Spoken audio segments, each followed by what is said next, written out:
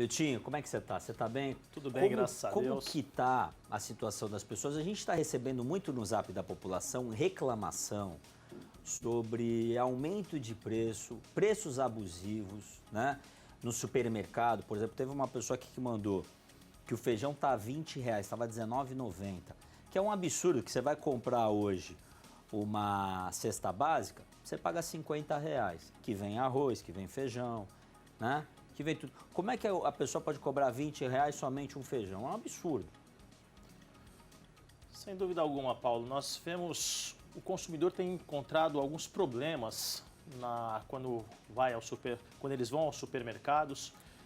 Alguns deles é a demora, em especial no atendimento online, muitas vezes no atendimento presencial, que as filas que se formam, muitas vezes até em razão das precauções, da segurança necessária que alguns estabelecimentos tomam para garantir a integridade física dos consumidores. Esse é um dos problemas, a demora. Outro problema é a falta, inclusive, de alguns produtos essenciais, né? E o terceiro problema encontrado também, em larga escala, realmente é o aumento abusivo de alguns produtos básicos que são necessários para a própria subsistência de cada um de nós. E é verdade que esses preços abusivos são praticados, aí existe aquele dilema: o que fazer neste caso? Vamos pagar abusivamente e comprar esses produtos para tê-los ou vamos ficar sem o produto? É importante, em primeiro, que o consumidor faça pesquisas, sejam elas online ou seja elas de maneira presencial, quando forem aos estabelecimentos comerciais, em especial aos supermercados, que muitas vezes praticam preços diferentes. Alguns desses supermercados, quando foram questionados em relação a esses preços abusivos praticados, eles informaram que esses preços foram repassados pelos fornecedores ou pelos próprios produtores, pelos fazendeiros, enfim, por outros que fazem parte desta cadeia no processo de fornecimento. Contudo, não é justo, né, que sejam praticados esses valores, e o nosso Código de Defesa do Consumidor, ele protege nós consumidores, nós cidadãos, em relação a esses preços abusivos praticados. O que deve ser feito? O consumidor deve entrar no site do Procon, proconsp.gov.br, fazer ali a sua denúncia, a sua reclamação e, evidentemente, essas reclamações em larga escala, elas farão que o próprio Procon e outras autoridades públicas e governamentais, inclusive institutos que atuam em defesa do consumidor, vão tomar as medidas necessárias para que esses preços eles não sejam mais praticados, inclusive com a possibilidade de aplicar multas a esses estabelecimentos comerciais, em especial a esses supermercados que vêm praticando esse preço abusivo. É isso que eu queria te perguntar. Por exemplo, a pessoa, ela está com dúvida, o Código do Consumidor, ele continua valendo mesmo com a epidemia? Por quê? Porque as pessoas falam, pô, tem uma epidemia, a gente está num estado de calamidade, né, pública. Será que os direitos estão valendo? Né? E um outro detalhe aí na história é o seguinte: a pessoa ela pode ir na polícia reclamar. Por quê? Porque, poxa, a pessoa vai lá, ela paga no feijão R$8, perdeu o emprego, está numa situação difícil, né? Está sem pagar o aluguel, está sendo mandada embora, ela vai lá, o cara do supermercado aumenta para R$20 o feijão? Paulo, é uma situação muito delicada e realmente as pessoas, principalmente os empresários, né, os comerciantes, eles têm que se conscientizar deste momento e realmente, acima de tudo, a gente tem que pensar na solidariedade que deve existir.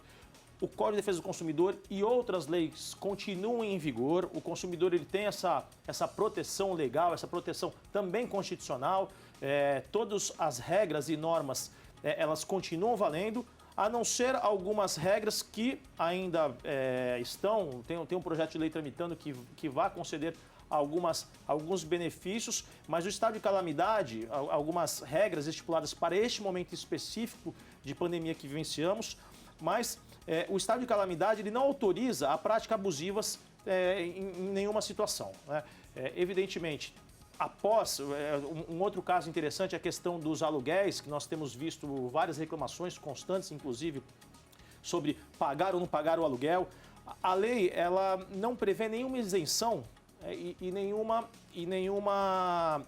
diminuição do valor pago ou manutenção mesmo daqueles inquilinos que estejam inadimplentes.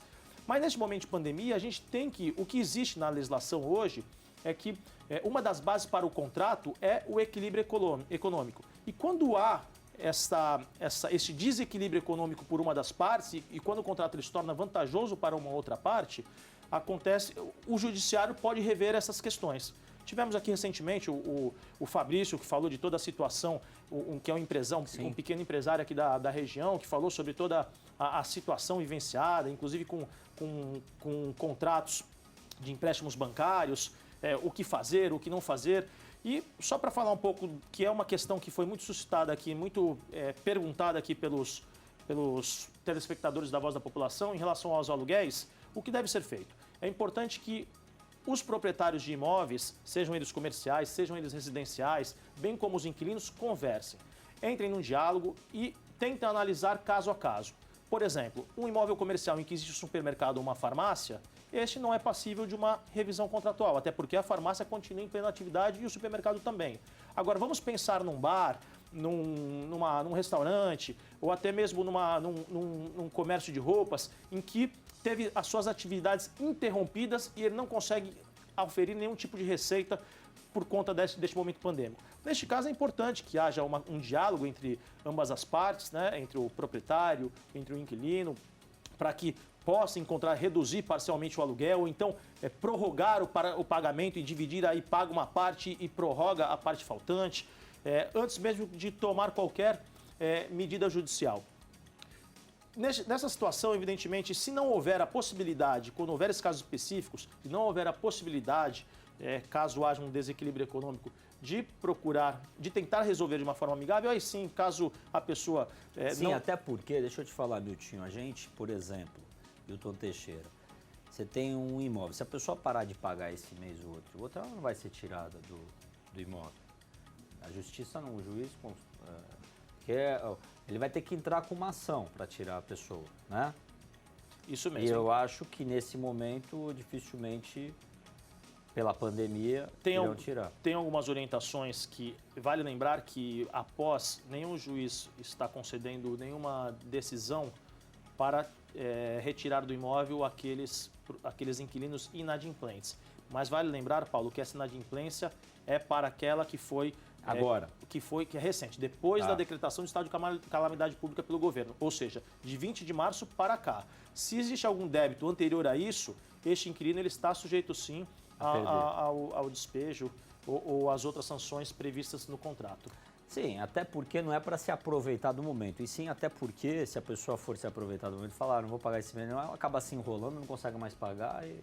Então, se você consegue pagar, pague, né? Se não consegue, tenta renegociar. Se não conseguir renegociar... Realmente, Paulo. Porque não tem muita saída, né, meu? Hoje não há milagre, não há milagre. Evidentemente, a gente tem que entender o momento que vivemos. As pessoas têm que manter o diálogo, sejam elas grandes empresárias, sejam elas pequenas empresárias, sejam elas pessoas... trabalhadores, colaboradores que atuam aí nas mais diversas áreas, todas elas importantes para o nosso país. Todo o trabalho ele é digno, ele é benéfico, ele engrandece o ser humano e trabalhamos, sem dúvida alguma, para manter a nossa subsistência. E neste momento que vivenciamos um momento de grande dificuldade política, econômica, de saúde, nós temos que encontrar caminhos e soluções pacíficas para que nós possamos superar essas adversidades da melhor forma possível. A gente tem mais tempo para fazer mais uma pergunta? Como que a gente está? Como que está o judiciário nesse momento? Como que está o andamento dos processos? O Brasil está parado na área jurídica? Não está parado. O judiciário tem atuado de uma maneira muito satisfatória, vamos assim dizer. Satisfatória seria um termo não tão adequado, mas o judiciário vem atuando da maneira como deve atuar. Né? Os processos estão andando. Os processos estão fluindo, mas os prazos estão suspensos. O que isso quer dizer? Que se as partes, né, os advogados, manifestarem, liderem elaborarem as suas petições, os juízes continuam concedendo as suas decisões, os seus despachos, eles estão fluindo. Mas caso algum advogado não se manifeste durante esse período, o processo ele vai ficar parado. Mas eu tenho visto, né, a gente tem trabalhado de casa, tem feito aqui algumas petições, orientado os nossos clientes à distância, de uma forma virtual. A gente tem visto aqui, pelo menos no estado de São Paulo, em especial o Tribunal de Justiça, tem sim dado andamento aos processos judiciais, eles estão fluindo e até de uma maneira surpreendente. Confesso em dizer que a gente tem visto aí o resultado do Poder Judiciário atendendo, de certa maneira, os interesses de toda a população e de todos aqueles que tentam se socorrer de uma decisão judicial. Só mais uma outra pergunta em relação às prefeituras, né? Elas agora, com essa pandemia, eles têm um poder de fazer licitação sem fazer carta Covid, aquelas coisas, né? De, por exemplo, sem passar pela Câmara dos Vereadores, fazer algumas aprovações. Como que você vê isso? E o Brasil, até os munícipes estão fiscalizando mais?